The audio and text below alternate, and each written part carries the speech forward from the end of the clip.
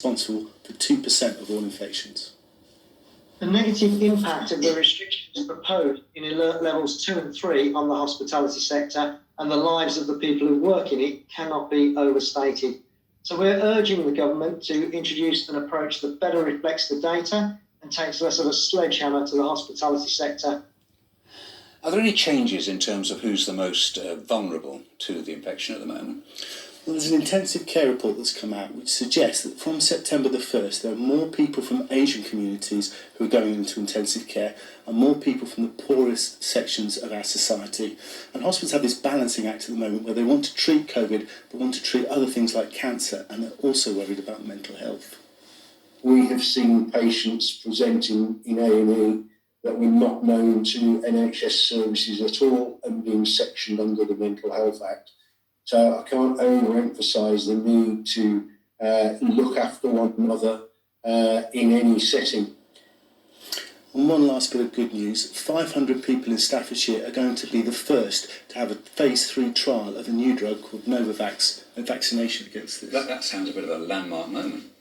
Well, there are other trials that are already further down the line, but certainly good news for these 500, and it's going to be BAME populations and people who are most at risk. Michele, thank you.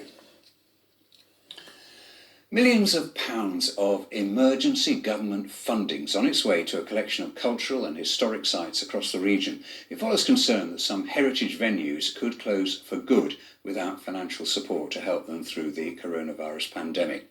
The Severn Valley Railway, for instance, has received close to £1 million. Quite a departure. Ben Sidwell sent this report. A day of joy and an awful lot of relief at the Severn Valley Railway in Kidderminster after they were given £906,000 from the heritage section of the government's Culture Recovery Fund. Severn Valley Railway are predicting a loss in revenue of £2.5 million this year, and although trains are running again, the reduction in passenger numbers means they're operating at a loss, which is why this money from the Culture Recovery Fund is so vital. This is absolutely astoundingly good news for us. We really are bowled over with the news that we're getting over £900,000 to help get the railway through the next 6 months. You know, we won't just be using it to meet the overheads of the next 6 months, we're using it to plan ahead as well.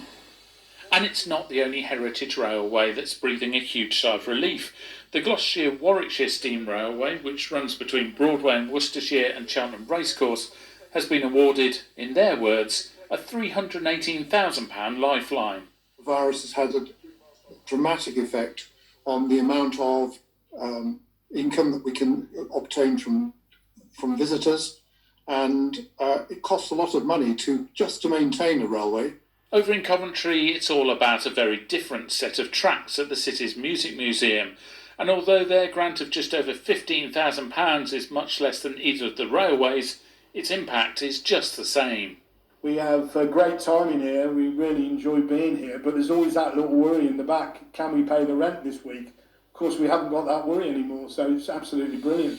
Today in the West Midlands, millions of pounds have been handed out in grants to heritage groups and organisations, but not everyone has been as lucky. So not everybody has managed to get it, but of course this is the first tranche of funding that we've distributed as part of the £1.57 billion Culture Recovery Fund. It's a really important part, but there is a little bit more money, so it's not over yet. This money has to be spent in the next 6 months, but with many uncertain weeks ahead, for those who have received some today, their future is, for now at least, a little more secure.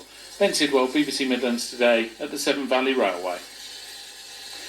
Other news now, a teenager who stabbed a 16-year-old aspiring footballer to death in an unwarranted and vicious attack in Coventry has been jailed for life. Romani Morgan died in hospital after he was found with 4 stab wounds outside a house party in the Stoke area of the city in February. 18-year-old Sukbir Full, who was convicted last month of murdering the former Aston Villa Academy player, has been ordered to serve a minimum of 17 years. Police are investigating after a 20-year-old man was found stabbed in a car park in Birmingham. Officers were called to Cliveland Street in Newtown shortly after 7 last night. The victim was taken to hospital, where he remains in a serious condition.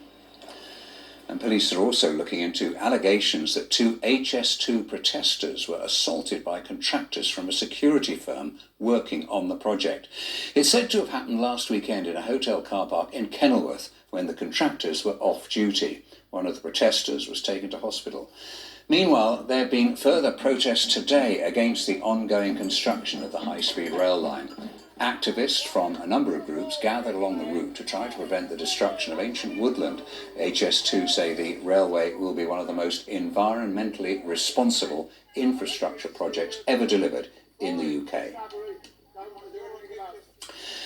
Now, today marks the start of Baby Loss Awareness Week. The loss of a baby through miscarriage or stillbirth affects thousands of women and their families in the UK every year. Earlier today, I spoke to a woman who truly understood